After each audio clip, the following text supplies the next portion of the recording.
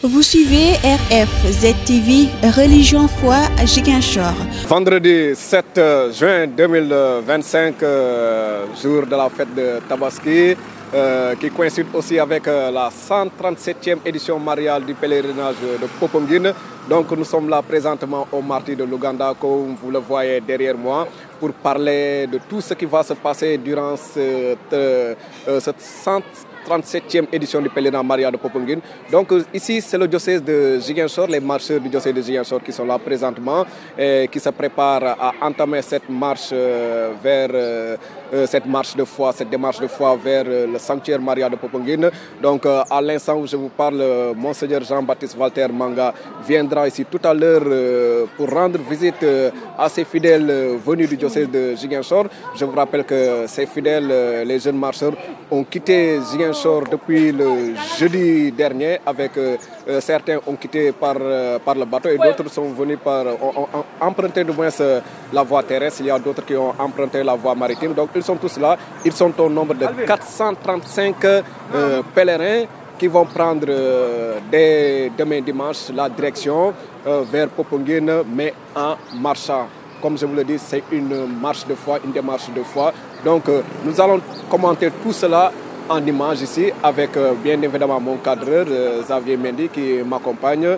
Nous allons vous faire savoir en intégralité, en direct, tout ce qui va se passer ici au martyr de l'Ouganda. Et ensuite, on va se donner rendez-vous tout à l'heure après notre rencontre avec Monseigneur Jean-Baptiste Walter Manga, évêque du diocèse de Ziguinchor. Voilà, c'est d'abord pour vous saluer. Les bergers ici sont troupeaux. Quand le troupeau va vers la droite, il va vers la droite. Quand il va vers la gauche, il le suit. Il y a une partie du troupeau qui est à Ziguinchor. Je suis venu suivre la partie du troupeau qui est ici à Dakar dans le cadre de la préparation de ce grand événement qui est le pèlerinage annuel de Popenguine. Je sais combien les jeunes de notre diocèse sont attachés à ce pèlerinage. Voilà pourquoi je suis venu les saluer ici, à la paroisse des martyrs, qui les accueille depuis des années. C'est une étape importante de notre marche avant d'aller vers le Cap des Biches, d'où la marche commencera demain vers le sanctuaire marial de Popenguine. Donc je suis venu pour saluer les jeunes, pour les bénir et pour leur dire un peu le sens de cette marche qui va être faite demain, qui est une marche physique, mais aussi et surtout une marche spirituelle, puisque c'est au moment où on marche, mais en priant. Et j'ai invité les jeunes à présenter à la Vierge Marie toutes les intentions qu'ils portent, tout particulièrement les intentions de notre jeunesse aujourd'hui, la jeunesse sénégalaise, la jeunesse casamançaise et ziguinchoroise. On porte tous à la Vierge Marie dans la confiance. Voilà, l'espérance, c'est le thème que le pape François nous a laissé avant de mourir. Et quand il a choisi ce thème, il était déjà vieux et fatigué.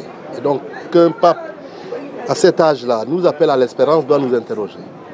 Si lui qui est vieux, qui sur le point de mourir, était encore dans l'espérance, combien plus nous qui sommes jeunes, qui avons encore des années et des années devant nous, devons espérer qu'au bout de cette marche, il y a quelqu'un, et ce quelqu'un c'est le Christ, et la Vierge Marie qui marche avec nous.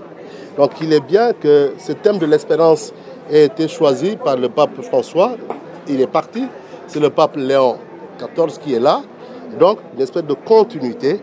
Et je pense que ce message d'espérance que nous a laissé le pape François comme héritage doit vraiment rester au cœur de ce pèlerinage et doit permettre aux jeunes de se rendre compte que notre vie a un sens, a du sens. Et qu'il ne faut jamais se décourager de la vie. Le Christ est là avec nous, il marche avec nous. Voilà, l'appel, c'est pas la première fois. On est venu à plusieurs reprises, comme ça se fait, comme c'est à tour de rôle dans les diocèses. L'année prochaine, c'est nous. Et je souhaite que ce soit une participation significative, à la hauteur de la taille de notre diocèse et de sa représentation dans le pays. Voilà, cette année, nous avons 430 à peu près marcheurs. Je souhaite que l'année prochaine, on puisse avoir au moins 1000 marcheurs de Ziguinchor qui vont arriver ici à Dakar pour marcher du Cap des Biches jusqu'à Popenguine. Ça va être un événement important et je compte sur vous, sur les jeunes, pour mobiliser les autres jeunes qui n'ont pas pu venir et que dès qu'on va repartir de ce pèlerinage, que la direction des œuvres commence déjà à préparer le pèlerinage de l'année prochaine et comment les jeunes de notre diocèse pourront participer massivement en compagnie de leurs accompagnateurs, c'est-à-dire les aumôniers, leurs conseillères, à ce pèlerinage qui est le pèlerinage le plus important dans notre pays. Voilà pourquoi je demande que le travail commence dès qu'on va repartir.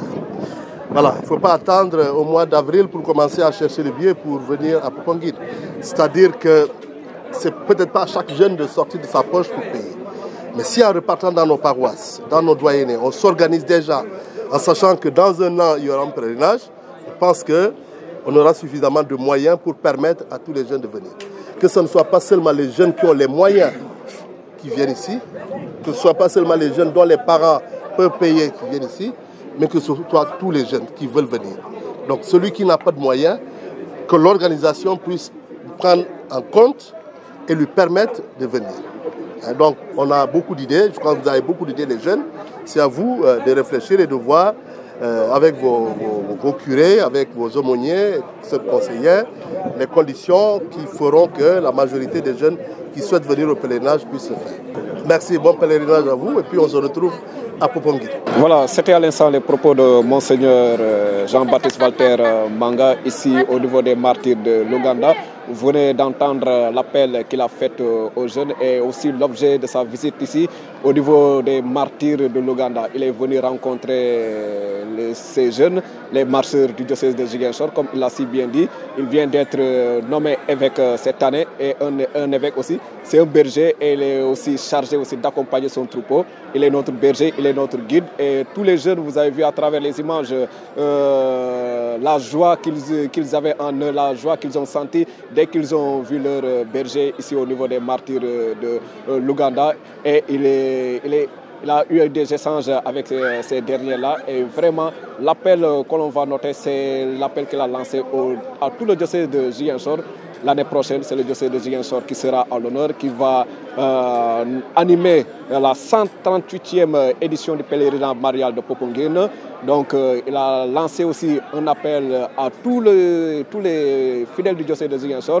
Et nous aussi, nous allons nous joindre à cet appel vraiment que nous appelons tous les jeunes, que ce soit ceux du 3e âge, qu'on se mobilise pour la réussite de la 138e édition mariale de Popenguine. Mais en attendant, nous allons revenir avec vous sur tout ce qui va se passer ici, au niveau des martyrs de l'Ouganda, au Cap des Biches et pour terminer à Popenguine. Et ensuite, nous allons clôturer tout cela quand nous serons à Ziguinchor le mercredi prochain. Nous allons vous informer, nous allons vous tenir en compagnie de tout ce qui va se dérouler ici, tout ce qui va se passer à Popenguine sur votre chaîne Religion, Foi, Ziguinchor, avec moi, bien évidemment, Nelson Kantoussan et aussi Xavier qui m'accompagne. Je vous donne rendez-vous tout à l'heure au niveau des Cap des Biches pour l'installation des marcheurs et vous allez voir en image tout ce qui va se passer là-bas. On se capte à tout à l'heure. Vous suivez RFZ TV Religion, Foi, Ziguinchor. Vous pouvez nous suivre sur YouTube et Facebook. RFZ TV Religion, Foi, Ziguinchor.